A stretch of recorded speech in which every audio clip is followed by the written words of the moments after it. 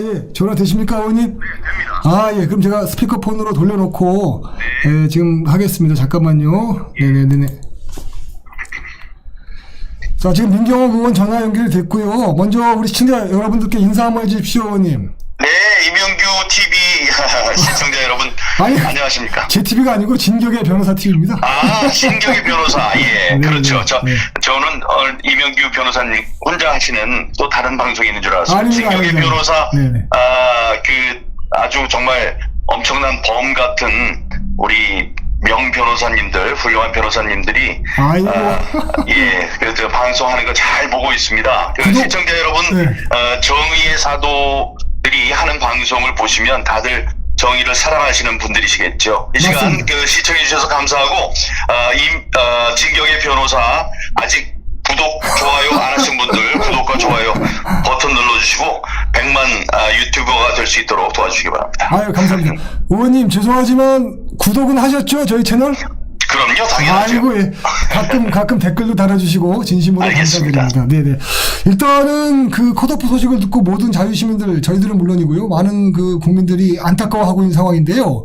네. 제 생각에는 우리 민 의원님과 그리고 우리 자유시민들에게 새로운 정치적 기회가 오지 않았나 이렇게 생각하고 있는데 어떠십니까? 예, 이제 이의 신청을 했고요. 네네네. 오늘 이제 문안을 작성했는데 이제 서명해서 내일쯤 접수를 시키려고 합니다. 그래서 그러시군요. 잘못된, 그러니까 이해하기 힘든, 네네. 동의하기 어려운, 받아들이기 어려운 이번 결정에 대해서 이의 신청은 하는 것이 맞겠다 해서 이제 이의 신청서를 작성을 했습니다. 그렇군요.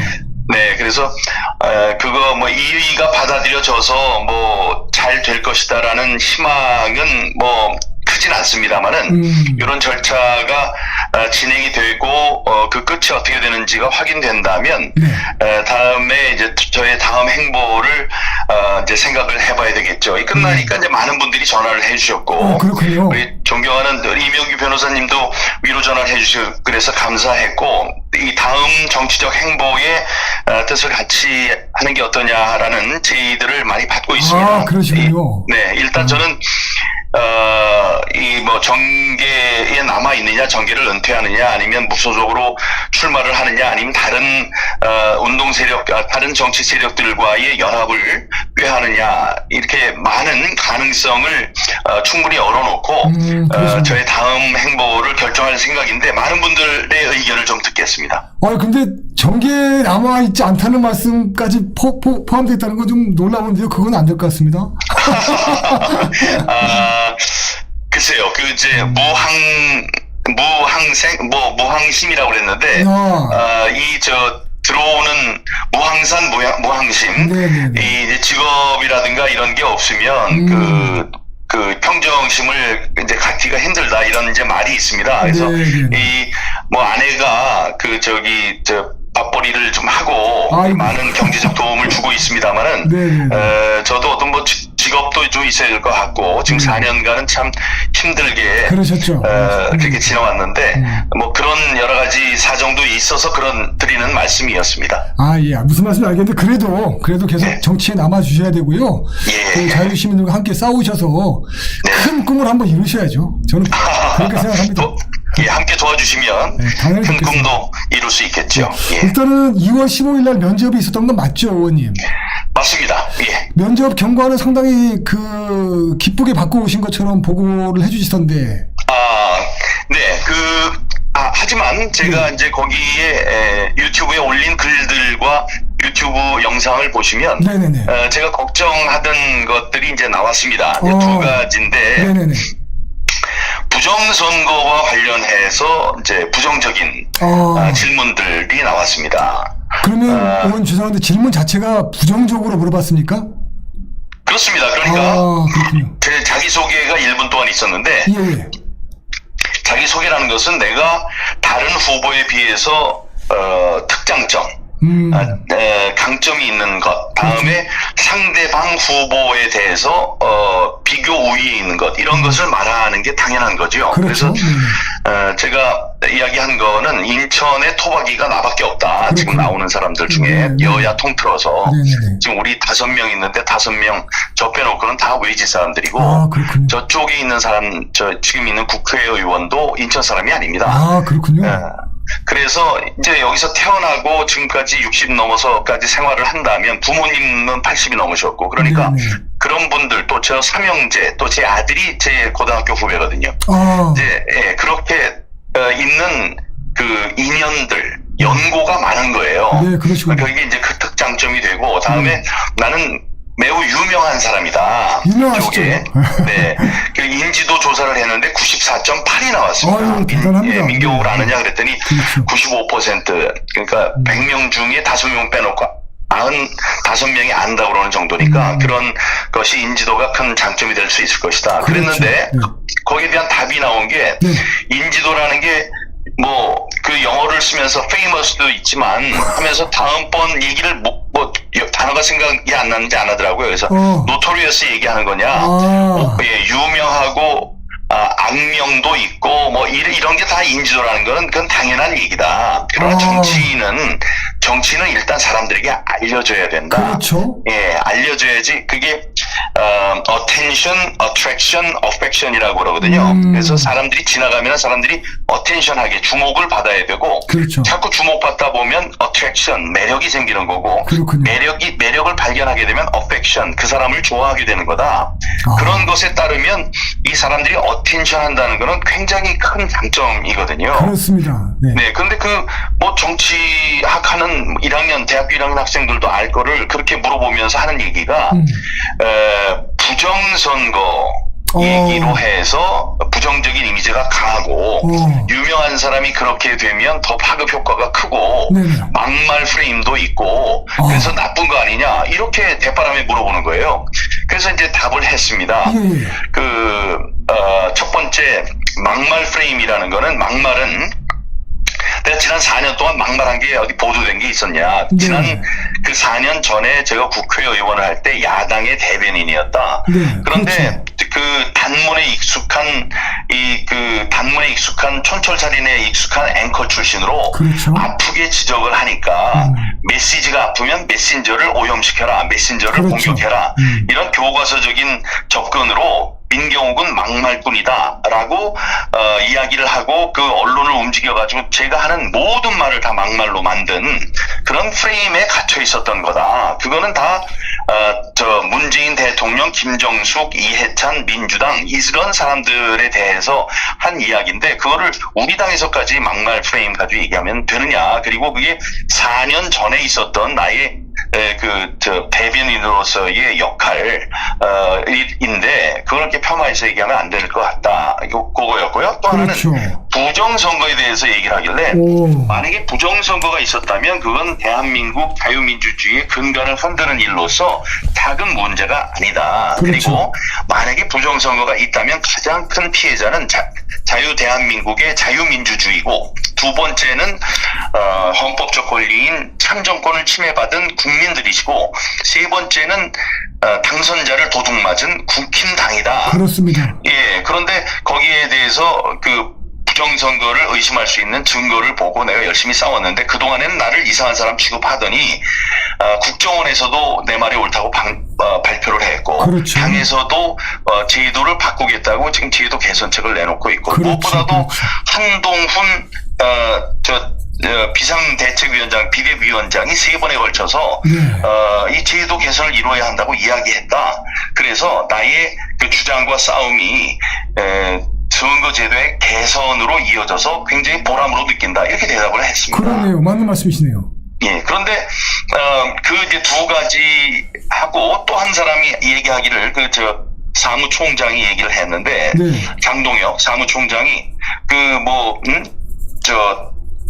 유명하다는 것이 바로 선호도라고 그러더라고요. 호감도를 선호도라고 그러더라고요. 선호도와 관련이 되는 것이 이어지는 것이 아니기 때문에 그걸 내가 유명하니까 나를 붙여달라 이거는 얘기가 안 된다 이런 도발적인 질문을 하더라고요. 그래서 그것도 얘기를 했습니다. 내가 인지도를 조사할 때 호감도와 지지도도 다 나왔다. 94.8이 인지도인데 44.8이 저에 대한 호감도고. 그렇군요. 예, 다음에 지지도는 46.6으로 더 많았다.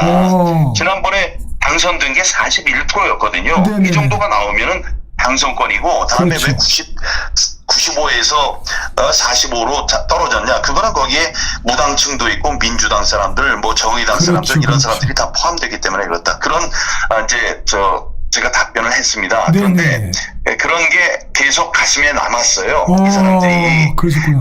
부정선거에 대해서 부정적인 생각을 하고, 다음에 나에게 대해서 어떤 그 좋지 않은 감정으로 날선 질문을 하는 거. 다른 후보들한테는 그렇게 하지 않았거든요.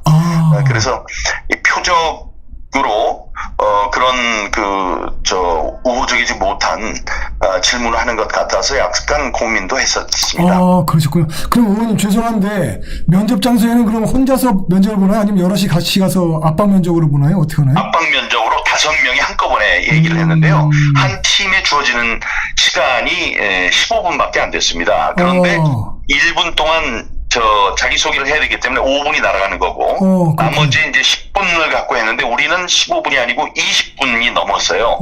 그런데 이제 특정 후보의 그 비리, 의혹, 이런 것을 이제 이번에 이제 포함된 한 후보, 그 후보에게 그걸 집중적으로 물었습니다. 10분 넘게.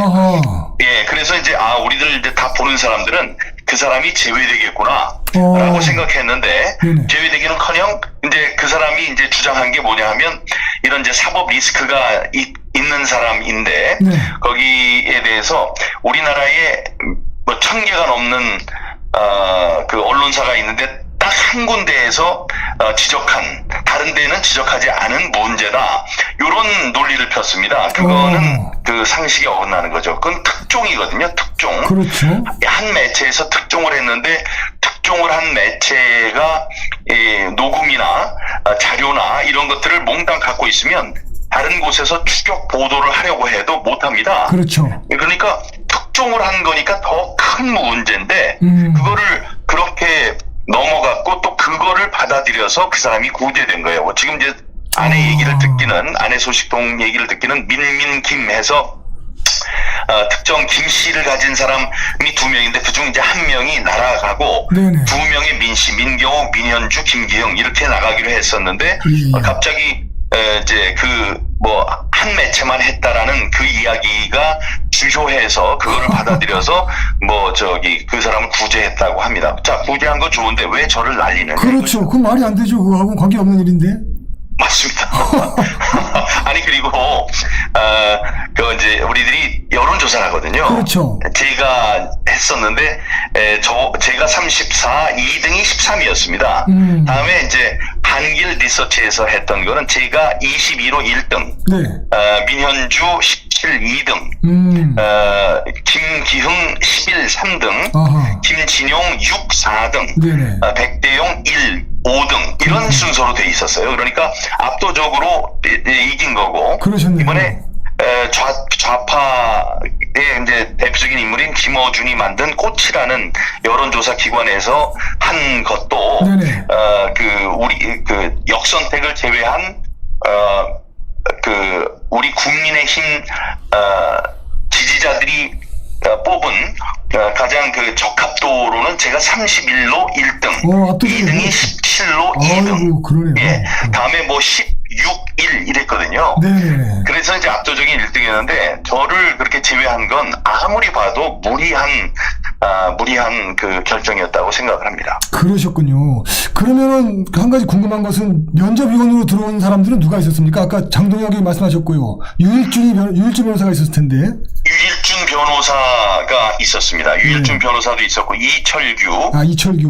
다음에 이제 나머지는 제가 모르는 분들인데 한 7분, 8분 이렇게 있었던 것 같아요. 꽤 많이 들어왔네요, 그러면은. 예, 많이 전부 다 이제 참석한 그런 거였는데, 유일준 변호사는 공직기강 변호사로 공직기강 비서관으로 저랑 청와대에서 같이 근무한 인연이 있는데, 부정선거에 부정적인 그 이미지가 당신한테 많이 있다, 다음에 막말하던 사람이다라고 저를 공격한 사람이 유일준입니다. 유일준이가 그런 말을 했습니까? 네.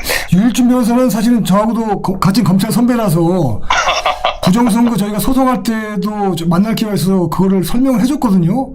그러면서 이해를 한다고 하는 것처럼 하더니만 우리 민 의원님 상대로 황당한 질문을 했네요. 그렇습니다. 좀 배신감, 서운함 이런 게 다 몰려왔습니다. 제 생각에는 이거는 문제가 좀 심각한 것 같은데요. 어떻게 보십니까? 네, 지금 우파 우리 이명규 변호사께서도 저를 이제 불러주셨지만 우파 그 유튜버들 좀 보면 유튜브에 거의 모든 우파의 영향력을 가지신 분들은 전부 다 이 문제를 다루고 있습니다. 어제부터 오늘까지 쭉 다루고 있고, 다음에 이제 각 기사의 댓글들, 다음에 이제 SNS, 유튜브, 페이스북 같은 데에서도 이 문제를 이제 심각하게 생각하고 있고요. 22일, 내일 모레입니다. 오후 2시에, 부산, 대구에서 버스 6대 올라오는 것을 포함해서 한 1000명이, 이 부정선거를 부정적으로 이제 그렇게 다루어서 그 이후로 저를 공천에서 컷오프 시킨 것, 무리한 결정을 내린 것에 대한 항의를 하는 항의 규탄 집회를, 여의도 국힘당 당사 앞에서 갖기로 했습니다. 내일 모레니까 목요일이네요, 그죠? 그렇습니다. 목요일 오후 2시입니다. 14시에 국힘당 당사 앞에서 규탄 집회를 하신다 그 말씀이시죠? 그렇습니다. 네, 저희들도 적극 지지하겠습니다. 아유, 감사합니다. 그러면은 제가 보니까 지역구 국회의원 공천 규정을 보니까요. 국민의힘 당규에 거기 보니까 그 사전에 심사 기준을 마련해서 최고위원회에 보고하고 국민 공천 배심원단에 또 보고하도록 되어 있던데 그 기준을 혹시 사전에 받아보신 적이 있습니까? 그거는 제가 받아본 적은 없고요. 네네네. 네, 그걸 제가 사전에 알았던 것 같지도 않습니다. 하지만 그런 절차는 있겠죠. 공천에서 쭉 그 공천자를, 결정을 하면 최고위원회에 의결을 거쳐야 됩니다. 그러니까 지금은 비대위원회, 비상대책위원회, 거기에 최종 그 재가를 얻어야지 발표할 수 있는 것으로 알고 있습니다. 네네. 어떤 기준이 있는지는 전혀 아시는 바는 없으셨나요? 없습니다. 그렇군요. 제 생각에는 그런 기준에 부정선거나 무슨 막말 이런 거를 넣었을 거라고 도저히 상상하지 않거든요. 네네, 그렇죠. 당연히 자의적인 판단으로 우리 민 의원님을 컷오프 시켜버렸다고 판단이 되는데요. 네네. 그 여러 가지 무리죠. 무리입니다. 그렇죠? 그러니까 제가 이제 왜 이런 일이 벌어졌는지에 대한 이제 또 돌아다니는 얘기도 있고 제가 이해하는 게 있는데, 그 안에서 키를 쥔 사람은 지금 있는 공천위원장은 아닙니다. 공천위원장은 아니고 이철규, 다음에 장동혁 두 사람이 이제 키를 쥐고 있습니다. 장동혁은 한동훈 비대위원장이 임명한 사무총장이고요. 이철규는 경찰 출신의 재선 의원인데 사무총장을 지냈고 윤석열 라인으로 알고 있습니다. 그러니까 윤석열과 한동훈 두 이제 큰 줄기에서 이 공천을 하고 있는 거죠. 근데 최근에 장동혁과 이철규가 아주 크게 싸웠다고 해요. 최근에요? 그래서 싸웠다고 해서 이렇게 싸우게 되면 결국은 공정이 남겠구나. 양쪽에서 자기의 마음대로 하는 것이 안 되겠구나. 이런 생각을 해서 저에게는 유리한 환경이 조성됐다고 생각을 했거든요. 근데 지금 얘기 나오는 거는 이철규 라인, 다음에 무슨 김건희 라인, 이런 이야기가 이제 나오고 있습니다. 그러니까 지금 우리 지역에 나온 특정 후보는 김건희 여사와 대학원을 같이 다녔다. 그래서 특별히 내려온 리스트에 이름이 있는 사람이다. 또 하나는 이 사법 리스크가 있는 그 친구가 지난번 선거에서 중앙에 선이 없어서 끈이 없어서 억울하게 당한 면이 있었는데, 그게 뭐냐면 전화 메시지, 휴대폰 메시지를 보내는데 거기에 인천 경제자유구역청장이라고 해야 되는 거를 인천을 빼고 경제자유구역청장이라고 했다는 이유로 경선에서 이기고도 잘렸거든요. 그래서 이제 중앙에 선을 잡은 게 이철규다. 이제 그런 이야기를 했고, 그때 10분 넘게 그 이철규 자신이 그 사람을 막 그 공격을 하고 난리를 친 것은 그런 소문이 돌고, 다음에 그 소문이 자기 귀에까지 들어왔다. 그리고 이제 심사위원들, 공천관리위원들이 그런 이야기를 들으니까 자기가 거기에 대해서 해명을 해야 되겠다는 생각으로 해명성으로 굉장히 그 심하게 그 특정 후보를 이제 몰아친 것으로 제가 이제 이해를 했었습니다. 그런데 이번에 다시 되살아났거든요. 두 사람이 다 들어 있습니다. 변명의 기회를 오히려 많이 준 거네요, 다른 사람보다는. 그때는 안 그랬어요. 그때는 안 제가 볼 때는 변명을 듣지 않고 무자비한 공격을 해서 저 사람은 거기 앉았던 4명이 전부 저 사람은 이제 끝났다 이렇게 생각을 했는데 결과는 그렇게 되지 않았죠. 그러셨군요. 근데 제 생각에는 국민의힘당의 심사위원들이, 공천 심사위원들이 우리 미니원을 다룰 만한 캐파가 안 된다고 판단이 됩니다. 그것보다는 그것도 있지만 지금 말씀드린 특정 후보를 당선시키기 위해서 제가 있으면 제가 당선이 되거든요. 그렇겠죠, 당연히. 그런 면으로 저를 사전에 이제 제외를 시킨 건데, 제외를 시키는 방법이 너무 무지막지하지 않습니까? 그렇죠. 무슨 이유를 댄다든가. 저기 한동훈의 시스템 공천이라는 얘기가 그저께까지는 유효했습니다. 그렇죠. 무슨 2등과의 격차가 10%포인트 차이가 나면 그 사람을 단수 공천할 수 있다. 다음에 2등과 3등이 몇 퍼센트 차이가 나면은 같이 3인 경선을 한다. 이런 거. 다음에 특정 선거법이나 이런 거가 있으면은 그 사람은 제외시킨다. 이런 게 있잖아요. 근데 저를 제외시키는 이유는 부정선거. 다음에 4년 전에 있었던 막말 파문을 갖고 그 막말이 그냥 지나가다가 내가 마음대로 한 얘기가 아니고 논평이나 이런 걸 하면서 무슨 문재인 대통령을 공격한 것들, 다음에 김정숙이라는 사람이 황교안 대표와 악수하지 않고 지나간 것에 대해서, 아니 김정은하고는 그렇게 다정하게 악수를 하던 사람이 왜 야당 대표한테 그렇게 야박하냐, 이런 얘기를 쓴 거, 그걸 다 막말이라고 했거든요. 아니 막말이야는 그건 적들이 하는 말 아닙니까, 상대편이? 당연하죠. 근데 그걸 왜 지들이 그렇게 얘기를 합니까? 아니 게다가 저는 대변인 아니었습니까? 대변인이 하는 일이 상대방을 공격하라고 저를 거기다 앉혀놓은 건데. 송곳으로 상대방을 찌르는 게 대변인 역할 아닙니까? 그죠? 맞습니다. 맞습니다. 제대로 역할을 하셨는데 왜 국민의힘 그자들이 왜 그런 말을 하죠? 정말 황당한데요, 저는. 그러니까요. 그 막말 프레임이라고 얘기하는 거를, 막말이라는 얘기를 함부로 하면 안 되거든요. 그 막말이 누가 누구를 공격할 때 그런 거 쓰였는지. 그렇죠. 그런데 그 막말이라는 거는 민주당에서 해야 될 일인데. 당연한 얘기죠. 맞습니다. 당연한 얘기죠. 아니 그리고 그 당시에 우리 민 의원이 대변하실 때만큼 날카로운 논평은 이제는 없어요.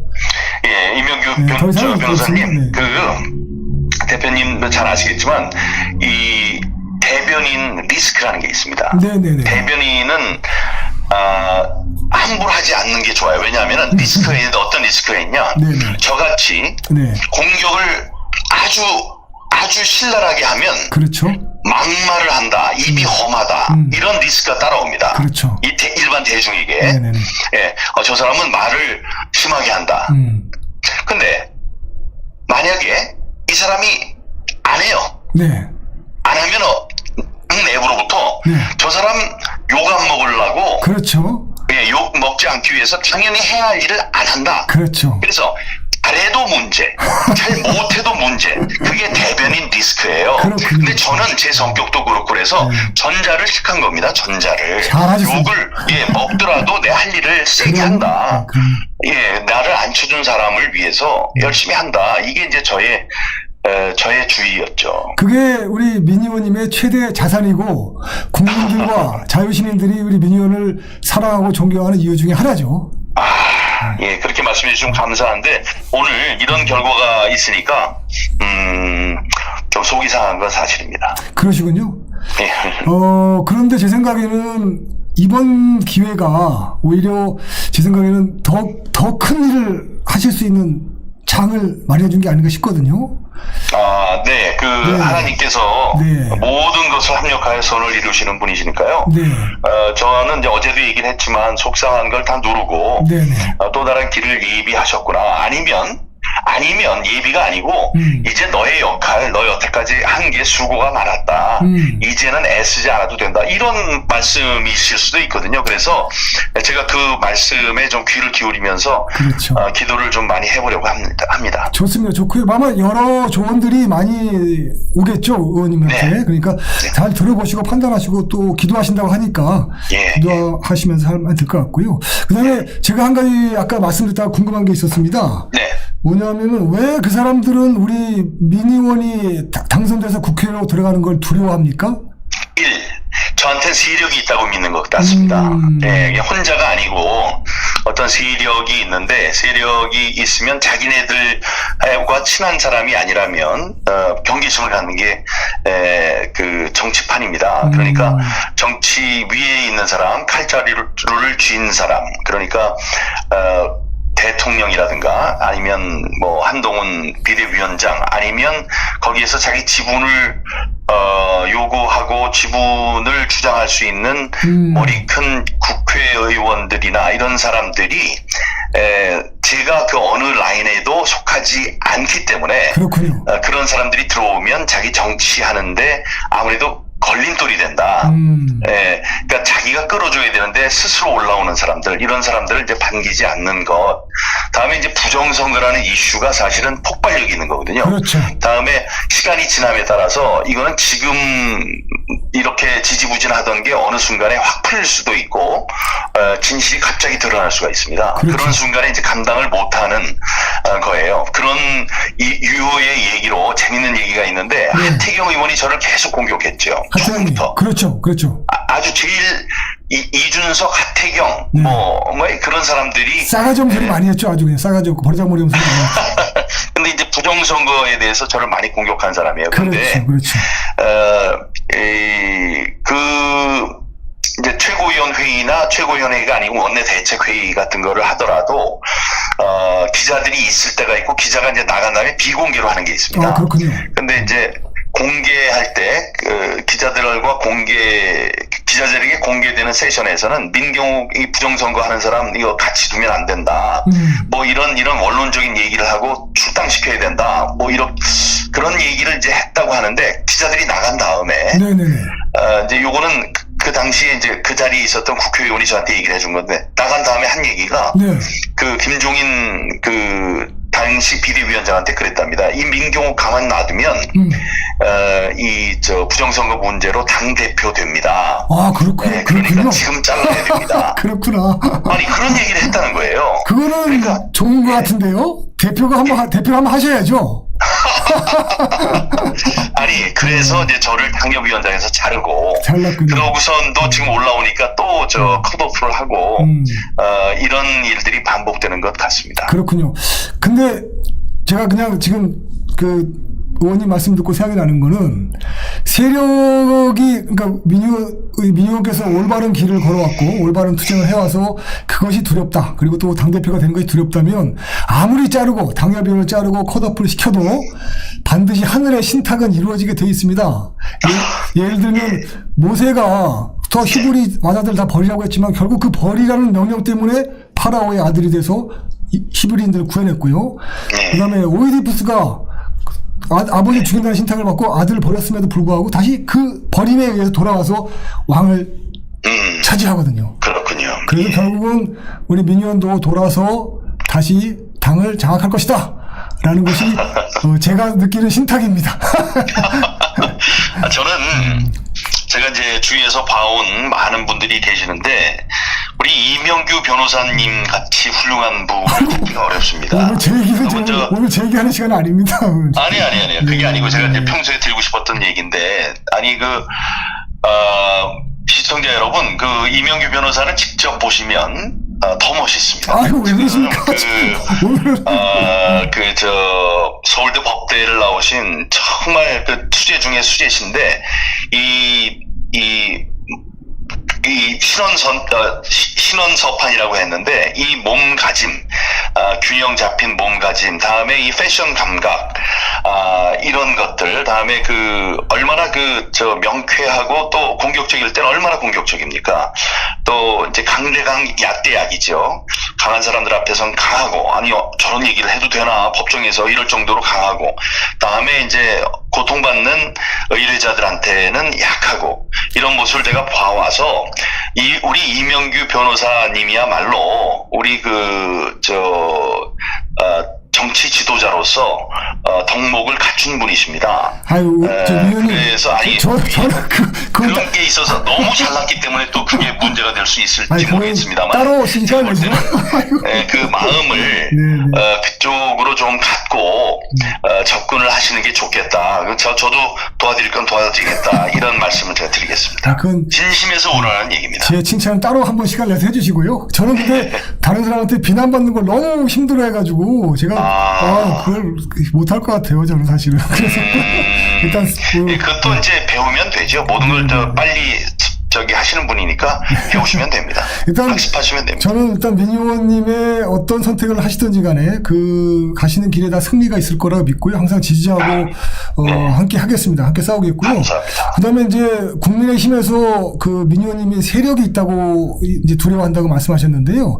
그 세력이라는 것은 다른 것이 아니라 올바른 일을 하지 않는 자들, 문재인이나 김종숙 이런 인간들을 비평하고 비판하는 거. 그다음에 또 맞습니다. 선거 부정이 있다고 해서 그걸 진상을 밝히자라고 외치는 거 그거밖에 없지 않습니까? 맞습니다. 예, 그러면 민 의원님을 따르는 세력이라는 건 사실은 자유민주주의를 사랑하는 대한민국 국민들, 자유시민들밖에 없거든요. 맞습니다. 그런데 왜 저자들이 그런 자유민주주의를 지지하는 국민들과 자유시민들을 두려워하는지 저는 정말 이해할 수가 없습니다. 네, 부정선거 문제도 부정선거의 심각성을 알고 자기네들을 괴롭히고 자기네들에게 피해를 입힌 가장 큰 원인이라는 생각을 한다면 저를 도와줘야죠. 박수치고. 그렇죠. 그래야 되는데 이렇게 된다면 사람들이 볼 때는 부정선거 문제와 관련해서 좀 구린 구석이 있나. 그렇죠.